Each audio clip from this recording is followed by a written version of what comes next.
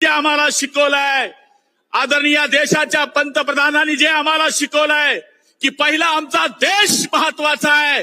आमच्या देशाच्या जो जो आडवा येईल त्याला आडवं करण्याची ताकद ना राहुल गांधी मध्ये आहे, ना शरद पवारजी मध्ये आहे, ना उद्धव ठाकरे मध्ये आहे. त्याच्यामध्ये एकच आमचे मर्द माणूस आहे, त्यांचं नाव आहे आदरणीय मोदी साहेब. म्हणून हे मतदान जे तुम्ही करतायत हे प्रतापराव जाधवांना मतदान नाहीच आहे. आम्हाला आमच्या देशाचं अस्मिताचं हे मतदान आहे.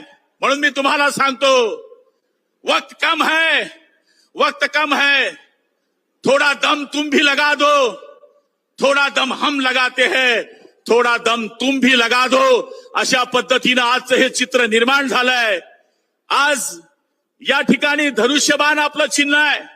धनुष्यबाण आपल्याला माहिती आहे की धनुष्यबाणानं मर्यादा पुरुषोत्तमाच्या हातात धनुष्यबाण होता, कुंतीपुत्र अर्जुनाच्या हातात धनुष्यबाण होता. ज्यांनी 10 तोंडी राक्षसाचा वध केला तो धनुष्यबाण घेऊन प्रतापराव जाधव इकडे उभे आहेत. इथं त्यांच्या सगळ्यांचा मतदान रूपी वध केल्याशिवाय आपण स्वस्थ बसू नका, हीच विनंती आपल्याला या ठिकाणी करण्यासाठी आलो आहे. आज मी आदरणीय नड्डा साहेबांना ही खात्री देतोय की विदर्भाचा हा भाग असेल, जळगाव असेल किंवा नाशिक असेल, ज्याप्रमाणे आम्ही मागच्या वेळेस 100% जागा या भागातून निवडून दिल्या, त्याचप्रमाणे या वेळेस सुद्धा तंबू भी लगा देंगे तो लगा देंगे धूमधाम से, और बंबू भी लगा देंगे तो लगा देंगे धूमधाम से, और भगवा भी लहरा देंगे तो लहरा देंगे धूमधाम से. ही शपथ आम्ही आपल्याला या ठिकाणी देतो आहे. आणि मला खात्री आहे येणाऱ्या 26 तारखेला 2 नंबरचं बटन धनुष्यबाण आहे, मर्यादा पुरुषोत्तम रामाचा बाण आहे, कुंतीपुत्र अर्जुनाचा बाण आहे. तो बाण घेऊन आपल्याला बटन दाबायचं आहे. आई जगदंबा तुम्हाला उदंड आयुष्य देव, बलदंड शक्ती देव. जो जो आपल्याला आडवा येईल त्याचा सत्यानाश हो. जय हिंद, जय महाराष्ट्र. धन्यवाद पाटील साहेब. पाटील साहेबांनी सांगितलं ही निवडणूक केवळ लोकसभेची नाही, ही निवडणूक आहे तर देशाचं भविष्याची निवडणूक आहे. आणि मोदीजीच्या नेतृत्वामध्ये पुन्हा आपल्याला महाविजय 2024 मध्ये स्थापन करायचं आहे. यासाठी आपण सज्ज आहो. यानंतर आपण ज्यांच्या मार्गदर्शनाची वाट आतुरतेने बघताय असे भारतीय जनता पक्षाचे यशस्वी राष्ट्रीय अध्यक्ष की ज्यांनी जे दुसऱ्यांदा भारतीय जनता पार्टीचे ज्यांनी दुसऱ्यांदा आपल्या धुरा खांद्यावर घेतलेली आहे आणि त्यांच्या नेतृत्वामध्ये पक्ष हा दिवसेंदिवस वाढतोय असे यशस्वी अध्यक्ष, त्यांच्यासाठी मी केवळ 2 लाईन म्हणेल कि यारो किसी माहौल में ढलता नहीं हूं मैं, यारो किसी माहौल में ढलता नहीं हूं मैं, ठोकर लगी तो राह बदलता नहीं हूं मैं, रख दूं जहां कदम तो नए रास्ते बने, खींची हुई लकीर पे चलता नहीं हूं मैं. अशा आमचे अभ्यासू राष्ट्रीय अध्यक्ष आदरणीय जगत प्रकाशजी नड्डा साहेब यांना मी विनंती करतो की त्यांनी आपल्याला मार्गदर्शन करावं. बोला भारत माता की, भारत माता की.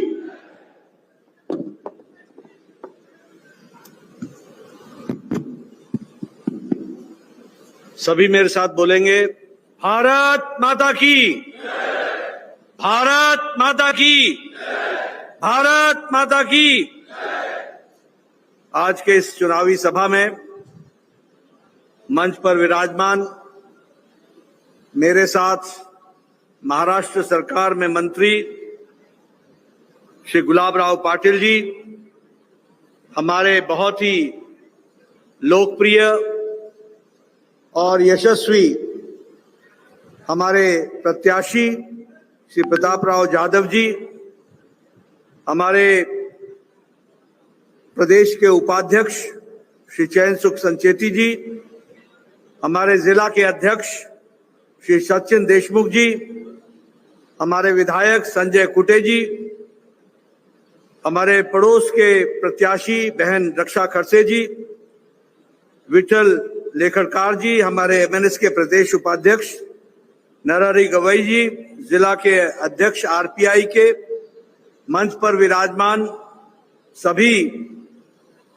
वरिष्ठ विधायकगण, सदस्यगण और यहाँ बुल्डाना में एकत्र आए देवियों और सज्जनों, मीडिया के मेरे साथी, प्रिंट मीडिया और इलेक्ट्रॉनिक मीडिया के मेरे साथी, अभी आपने मुझसे पहले सभी वरिष्ठ नेताओं के वक्तव्य सुने और बहुत जोरदार अंदाज में उन्होंने आपके सामने सारी बातें रखी हैं। मैं जब यहां आया हूं तो सबसे पहले तो मुझे इस बात की खुशी है कि मैं ऐसी पवित्र भूमि पर आया हूं, ऐसी वीर भूमि पे आया हूं, जो भूमि हमारे छत्रपति शिवाजी महाराज के नाम से जानी जाती है,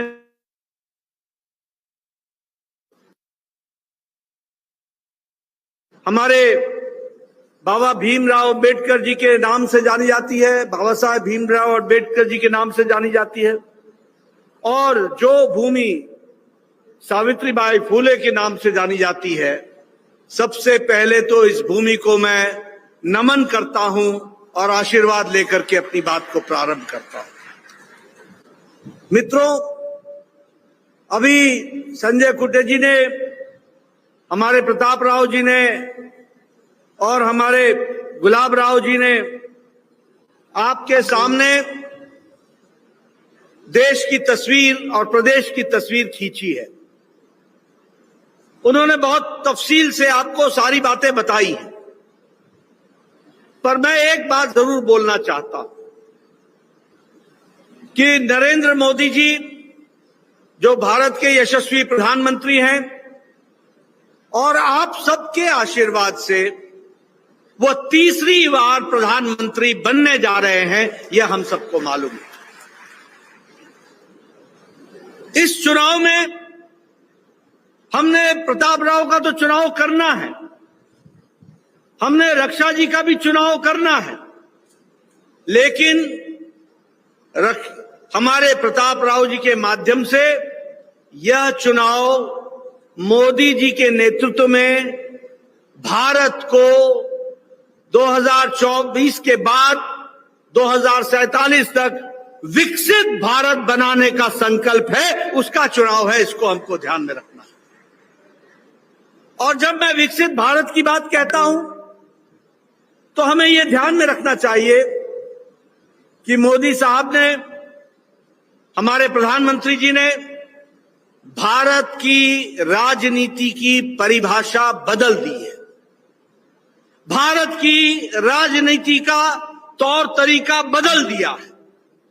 भारत की राजनीति के चलने का रास्ता बदल दिया है और भारत की राजनीति में जिसे कहा जाए कि एक परिवर्तन लाया है। पहले की राजनीति क्या होती थी? लोगों को चुनाव में अच्छे सब्ज बाग दिखाओ, अच्छे नारे लगाओ, अच्छे तरीके से लोभ लुभावने वाले वायदे करो और बाद में भूल जाओ, और हो सके तो वोट बैंक की राजनीति करो। इलाके को इलाके से लड़ाओ, जाति को जाति से लड़ाओ, धर्म को धर्म से लड़ाओ, जिस तरीके से भी विभाजित करके वोट को अपने सत्ता पर आने का रास्ता प्रशस्त करो। लेकिन मोदी जी के आने के बाद भारत की राजनीति वोटर के प्रति जिम्मेदारी की राजनीति हो गई। वोट बैंक की राजनीति की जगह पर अकाउंटेबिलिटी की राजनीति हो गई। वोट बैंक की राजनीति की जगह पर रिपोर्ट कार्ड की राजनीति हो गई और वोट बैंक की राजनीति से निकल करके विकासवाद की राजनीति हो गई। विकास के ऊपर हम चल पड़े और इसलिए आज हम कह सकते हैं, आप सब लोगों ने एक स्थिर सरकार दी और स्थिर सरकार देने के कारण हम जो बात 1951-52 में कहते थे कि धारा 370 को हटाएंगे, हम धारा 370 को हटा सके। ये क्यों हुआ? क्योंकि आपने मोदी जी के नेतृत्व में 2019 में स्थिर सरकार दी, मजबूत सरकार दी, ताकतवर सरकार दी। इसलिए उनकी, मोदी जी की इच्छा शक्ति के कारण और अमित शाह की रणनीति के कारण धारा 370 को हम धाराशाही कर पाए। इस तरीके से हम आगे बढ़ पाए। मित्रों, हम लंबे समय तक कहते थे, सुप्रीम कोर्ट भी कहता था कि ट्रिपल तलाक समाप्त करो, मुस्लिम बहनों के साथ अन्याय हो रहा है, लेकिन किसी में भी राजनीतिक इच्छा शक्ति नहीं थी, राजनीतिक ताकत भी नहीं थी। ये मोदी जी हैं जिन्होंने कहा कि मुस्लिम बहनों के साथ लंबे समय से अत्याचार हो रहा है, उनको आजादी मिलनी चाहिए, और इसलिए अगर आपने अपना वोट हमारे पक्ष में दिया था तो आगे चल करके 3 तलाक समाप्त हो गया। इसको भी हम लोगों ने देखा है और मुस्लिम बहनों को आजादी मिली। अगर हम रामलला के मंदिर की बात करें तो हम जानते हैं कि हम हमेशा कहते थे रामलला हम आएंगे, मंदिर वहीं बनाएंगे। हमारे विरोधी हमारे बारे में कहते थे मंदिर वहीं बनाएंगे पर तिथि नहीं बताएंगे, तारीख नहीं बताएंगे, हमारा उपहास करते थे। लेकिन मोदी जी के नेतृत्व में राम मंदिर के बनने का रास्ता प्रशस्त हुआ और 22 जनवरी को भव्य राम मंदिर और रामलला का प्रतिष्ठान हुआ। ये हमने देखा। आपने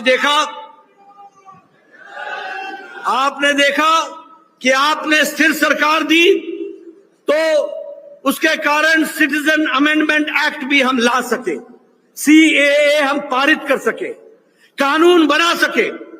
जो हमारे हिंदू भाई बांग्लादेश में, जो हमारे पारसी भाई बांग्लादेश में, जो हमारे क्रिश्चियन भाई बांग्लादेश, पाकिस्तान और हमारे अफगानिस्तान में धार्मिक कारणों से प्रताड़ना हो रही थी और जो भारत आ गए थे, भारत में रह रहे थे, उनको नागरिकता न देने की चाल कांग्रेस पार्टी चला रही थी।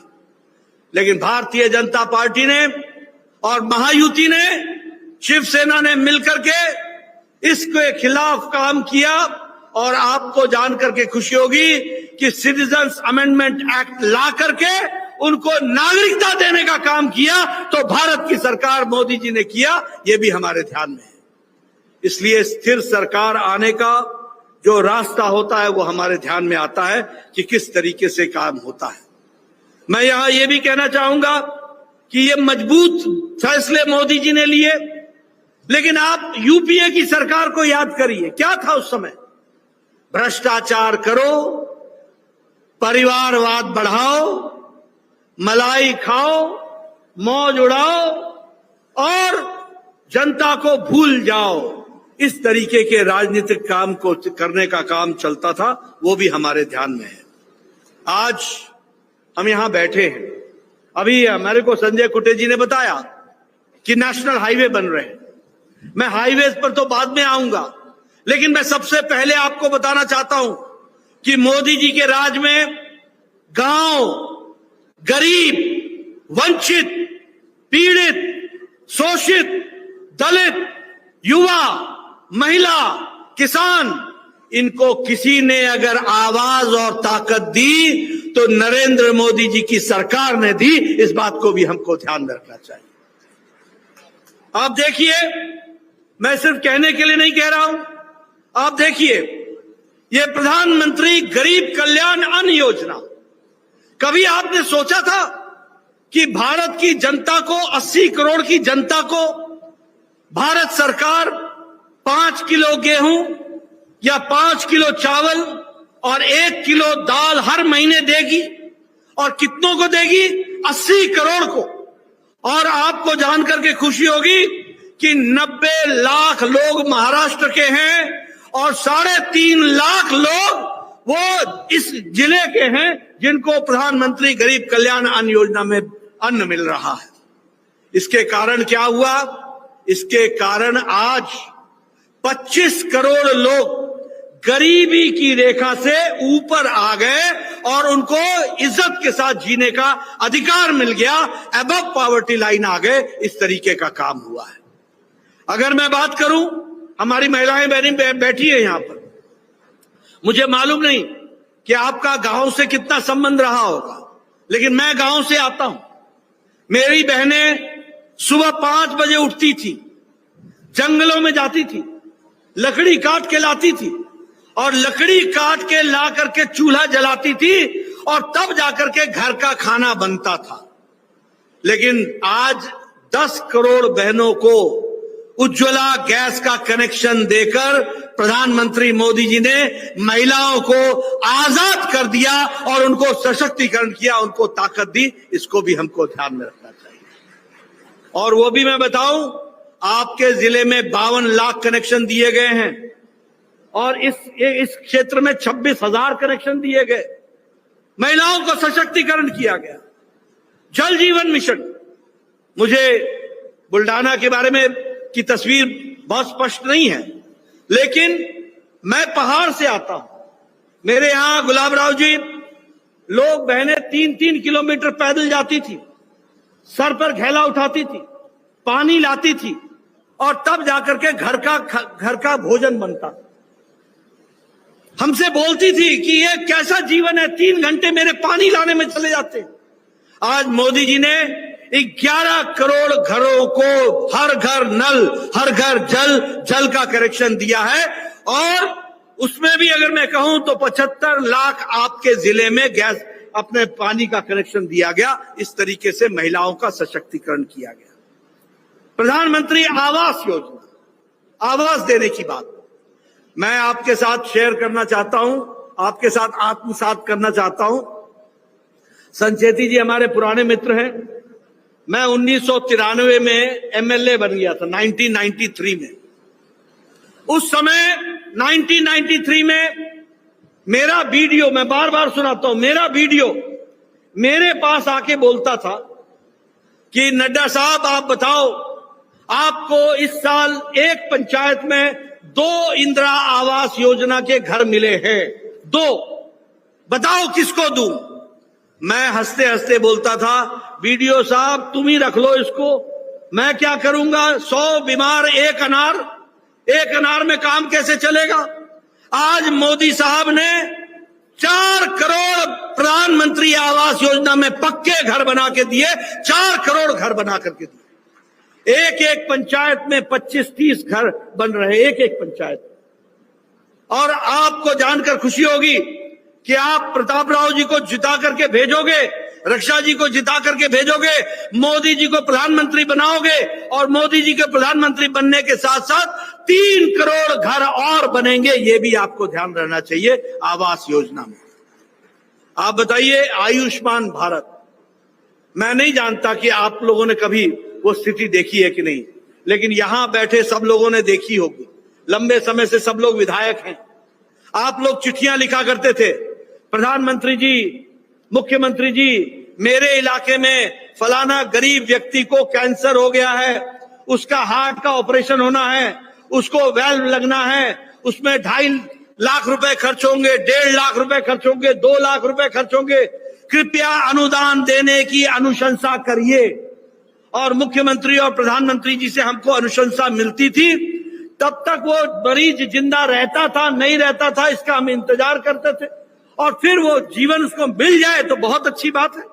आज आपको जानकर खुशी होगी कि प्रधानमंत्री मोदी जी ने आयुष्मान भारत में दुनिया का सबसे बड़ा हेल्थ कवर, 55 करोड़ लोग, भारत की 40% की आबादी जो गरीब है, रिक्शा वाला, ठेला वाला, सब्जी वाला, बस का ड्राइवर, बस का क्लीनर, लिफ्ट मैन, ट्रक का driver, auto rickshaw driver, taxi driver, बाल काटने वाला बार्बर, ऐसे गरीब लोगों को प्रधानमंत्री जी ने 55 करोड़ लोगों को 5 लाख रुपए का हेल्थ कवर दिया, 5 लाख रुपए का हेल्थ कवर दिया। आज कोई भी, और मुझे खुशी है कि आप लोगों ने उसमें जो बचे लोग हैं उनको आप लोगों ने अपने लोकल स्कीम में जोड़ लिया है, इसलिए सबके स्वास्थ्य की चिंता की गई है और सबको स्वस्थ रखने के दृष्टि से काम हुआ है। मैं यहां यह भी कहना चाहता हूं कि आज भारत 5वें नंबर की अर्थव्यवस्था बन गया है। 10 साल पहले हम 11वें नंबर पर थे, आज हम 5वें नंबर पर पहुंच गए हैं। हमने ब्रिटानिया को, ब्रिटेन को, ब्रिटिश को, जिसने हमको 200 साल राज किया, उसको पछाड़ करके भारत आज 5वें नंबर की अर्थव्यवस्था है, 5वें नंबर की। और ये दिल्ली का चुनाव है, प्रधान का चुनाव है, प्रधानमंत्री का चुनाव है। आप तीसरी बार प्रधानमंत्री बनाएंगे और भारत 2027 में तीसरी सबसे बड़ी अर्थव्यवस्था बन जाएगा। इस बात को भी हमको ध्यान में रखना चाहिए, तीसरी अर्थव्यवस्था बन जाए। इसलिए विकास के दृष्टि से आज मैं महाराष्ट्र में आया हूं। आप सब लोगों का इंडस्ट्री में बहुत बड़ा योगदान है। आज मुझे खुशी है कि आज दवाई बनाने में भारत दुनिया की डिस्पेंसरी बन गया। दुनिया की डिस्पेंसरी, सबसे सस्ती और सबसे असरदार दवाई आज भारत बना रहा है। 138% हमारा एक्सपोर्ट बढ़ गया है। पेट्रोकेमिकल्स में हमारा एक्सपोर्ट 106% बढ़ गया है। और मोबाइल जो आपके हाथों में है अभी, ये मोबाइल 10 साल पहले इस मोबाइल पर लिखा होता था made in China, made in Japan, made in Korea. आज आपके सबके मोबाइल पर लिखा हुआ है मेड इन इंडिया। आज 97% मोबाइल भारत बना रहा है। ये विकास की नई कहानी लिखी गई। जिस हाईवे की आपने बात की, आज हाईवे का जाल बिछ गया है। हजारों किलोमीटर सड़कें बन रही हैं, हाईवेज, एक्सप्रेसवेज, हर तरीके से, एयरपोर्ट्स, रेलवे स्टेशन। मुझे याद है जलगांव का रेलवे स्टेशन, उस समय का रेलवे स्टेशन, और आज जो रेलवे स्टेशन के लिए अमृत भारत में काम हो रहा है, आपके ध्यान में आएगा कि अब ये रेलवे स्टेशन और एयरपोर्ट में अंतर आपको समझ में नहीं आएगा।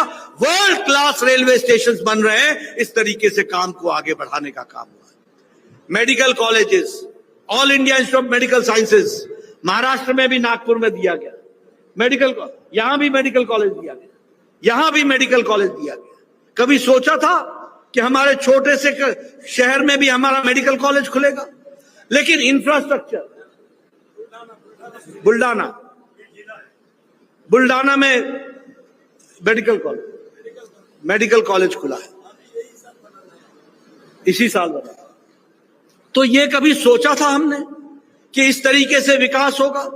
आज विकास की एक कहानी लिखी जा सकती है। विकास के बारे में लंबे तरीके से बताया जा सकता है कि किस तरीके से इंफ्रास्ट्रक्चर में विकास हुआ, किस तरीके से डेवलपमेंट को आप लोगों ने आगे बढ़ाया। और इसी को पूरा करने के साथ साथ मैं ये भी कहना चाहता हूं कि प्रधानमंत्री मोदी जी ने महाराष्ट्र को विशेष करके ध्यान में रखा है। आज आपका टैक्स का पैसा आपको 4 गुना प्रधानमंत्री जी के द्वारा महाराष्ट्र का बढ़ा दिया गया है। ये भी हमको ध्यान में रखना है। ये भी आपकी जानकारी में आना चाहिए कि ग्रांट इन एड 3.5 गुना बढ़ा दिया गया है। और जब मैं नेशनल हाईवेज की कंस्ट्रक्शन की बात बता रहा था तो 13,000 किलोमीटर की सड़कें यहां पर बनी है। 6 वंदे भारत ट्रेन चल रही है। अटल सेतु में 18,000 करोड़ रुपए खर्च हुए हैं। और उसी तरीके से सूरत से नासिक तक, अहमदाबाद, सोलापुर, इसका इंप्लीमेंटेशन हो रहा है, सड़क का, कॉरिडोर का। और इसी तरीके से मेट्रो सर्विसेज को भी आगे बढ़ाने का काम किया गया है। मित्रों, विकास की नई नई कहानी लिखने का काम प्रधानमंत्री जी ने किया है। और मैं यहां पर जब आया हूं तो मैं प्रताप राव जी के बारे में भी बोलना चाहूंगा। प्रताप राव जी ने विकास के लिए सामाजिक स्तर पर हर दृष्टि से काम किया है। आपके विकास के लिए दिन रात जुटे रहे हैं। और इसके साथ साथ यहां का आर्थिक विकास हो, इसके लिए भी पूरी ताकत लगाई है। और इसलिए मैं आपसे निवेदन करने आया हूं कि आप 26 तारीख को तीर के निशान पर महायुति के कैंडिडेट प्रताप राव यादव जी को फिर से चुनाव जिता करके भेजे। ये आपसे मैं निवेदन करने आया हूं। मैं इसके साथ साथ ये भी आपको बताना चाहता हूं, एक तरफ आपको विकास की कहानी मैंने प्रधानमंत्री मोदी जी की बताई, एक तरफ आपको राजनीति का परिवर्तन मैंने आपको बताया, लेकिन हमारा विपक्ष किसके साथ है, हमारा विपक्ष कौन है, वो भी आपको जानना चाहिए। एक तरफ प्रधानमंत्री मोदी जी हैं जो विकास और विकास के साथ देश को आगे ले जाने के लिए लगे हैं। दूसरी ओर ये जो महाअघाड़ी गठबंधन है, ये जो इंडी अलायंस है, ये जो घमंडिया अलायंस है, ये अलायंस दो बातों का है, ये गठबंधन दो बातों का है। एक गठबंधन है परिवार बचाओ, परिवार को बचाना, परिवार की राजनीति करना। दूसरा भ्रष्टाचारियों को बचाओ। एक तरफ मोदी जी हैं जो बोलते हैं कि भ्रष्टाचार हटाओ, और वो कहते हैं लाल किले से कि मैं भ्रष्टाचार के खिलाफ मुहिम चलाऊंगा और भ्रष्टाचारियों को कानून के हवाले करके जेल में डालूंगा, ये मोदी जी कहते हैं। और दूसरी ओर इंडी अलायंस इन सब भ्रष्टाचारियों को बचाने का काम चला रहा है। आप बताइए, भ्रष्टाचार मिटाना है ना? जरा जोर से बोलिए, भ्रष्टाचार मिटाना है ना? भ्रष्टाचार हटाना है ना? और वो बोलते हैं भ्रष्टाचारियों को बचाना है। मैं आपको बताता हूं, आप बताइए, ये कोयला घोटाला कांग्रेस ने किया था कि नहीं किया था? जरा जोर से बोलो भाई, कोयला घोटाला किया था कि नहीं किया था? आप बताइए, पनडुब्बी घोटाला किया था कि नहीं किया था? आप बताइए, ऑगस्टा वेस्टलैंड का घोटाला किया था कि नहीं किया था? आप बताइए, 2G 3G का घोटाला किया था कि नहीं किया था? आप बताइए, कॉमनवेल्थ गेम्स का घोटाला किया था कि नहीं किया था? आप बताइए, ये अखिलेश ने अखिलेश मतलब समाजवादी पार्टी, इसने गोमती रिवर फ्रंट का घोटाला किया कि नहीं किया? लैपटॉप का घोटाला किया कि नहीं किया? फूड ग्रेन का घोटाला किया कि नहीं किया? आप बताइए, लालू और लालू के सारे परिवार ने चारा घोटाला किया कि नहीं किया? आप बताइए, लालू के परिवार ने जमीन के बदले नौकरी का घोटाला किया कि नहीं किया? आप बताइए, लालू के परिवार ने अलकतरा घोटाला किया कि नहीं किया? आप बताइए, ये जो डीएमके के नेता हैं, ये इन लोगों ने घोटाला किया कि नहीं किया, बालू का घोटाला? आप बताइए, स्टालिन की आमदनी 1.34 करोड़ लाख रुपए है कि नहीं है?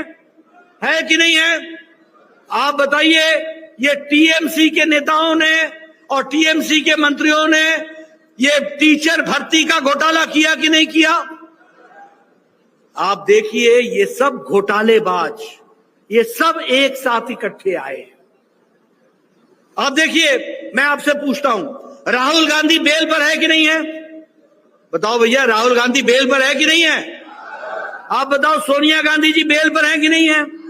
आप बताइए, पी चिदम्बरम बेल पर है कि नहीं है? आप बताइए, ये कार्तिक चिदम्बरम बेल पर है कि नहीं है? आप बताइए, आजम खान बेल पर है कि नहीं है? आप बताइए, ये हमारे ये टीएमसी के नेता बेल पर है कि नहीं है? डीएमके के नेता बेल पर है कि नहीं है? ये सब बेल पर हैं। या तो आप बताइए, ये मनीष सिसोदिया जेल में है कि नहीं है? अरविंद केजरीवाल जेल में है कि नहीं है? सत्येंद्र जैन जेल में है कि नहीं है? आजम खान जेल में है कि नहीं है? ये या तो जेल में है या बेल पर है। ये सारे भ्रष्टाचारी एक साथ एकत्र आए, और ये सब परिवार की पार्टियां हैं, और हम सब लोग साधारण घरों से आए हुए लोग आज राजनीति में आए हुए हैं, और आपके आशीर्वाद से, आपकी सेवा करते हुए, देश की सेवा करते हुए आगे बढ़ रहे हैं। इस बात को हमको ध्यान में रखना चाहिए। और इसीलिए मैं निवेदन करना चाहता हूं, आपको परिवार की पार्टी का भारत का नक्शा दिखा दूं। बताओ, फारूक अब्दुल्ला परिवार की पार्टी है कि नहीं है? फारूक अब्दुल्ला, उमर अब्दुल्ला परिवार की पार्टी है कि नहीं है? महबूबा मुफ्ती परिवार की पार्टी है कि नहीं है? सुखबीर बादल परिवार की पार्टी है कि नहीं है? चौटाला परिवार की पार्टी है कि नहीं है? समाजवादी पार्टी अखिलेश डिंपल परिवार की पार्टी है कि नहीं है? लालू, राबड़ी, तेजस्वी, तेज प्रताप परिवार की पार्टी है कि नहीं है? आप बताओ, ममता, अभिषेक परिवार की पार्टी है कि नहीं है? आप बताओ, केसीआर, कविता, केटीआर परिवार की पार्टी है कि नहीं है? करुणानिधि, उदयनिधि, स्टालिन परिवार की पार्टी है कि नहीं है? आप बताइए, शरद पवार, सुप्रिया सुले परिवार की पार्टी है कि नहीं है? आप बताइए, उद्धव ठाकरे, आदित्य ठाकरे परिवार की पार्टी बन गई कि नहीं? ये सारी परिवार की पार्टियां परिवार के लिए बचाने में लगी हैं। मैं मेरा बेटा, बाकी सबकी छुट्टी, बाकी सब रहो जहां है। मित्रों, ये लड़ाई मोदी जी के नेतृत्व में भारत के विकास की लड़ाई है। ये लड़ाई भारत को आगे ले जाने की लड़ाई है। और दूसरी ओर वो गठबंधन है, वो घमंडिया गठबंधन है जो भ्रष्टाचार से पूरी तरीके से लिप्त है और परिवार को बचाने में लगा हुआ है। इसलिए आपको तय करना है, और मेरे को पूरा विश्वास है कि यहाँ की जनता, बुल्डाना की जनता, सब लोग मिलकर के तीर का ध्यान रखेंगे और प्रताप राव जी को चुनाव जिता करके भेजेंगे और फिर से मोदी जी को तीसरी बार प्रधानमंत्री बनाकर भारत को आगे ले जाएंगे। इन्हीं शब्दों के लिए बहुत बहुत धन्यवाद। धन्यवाद।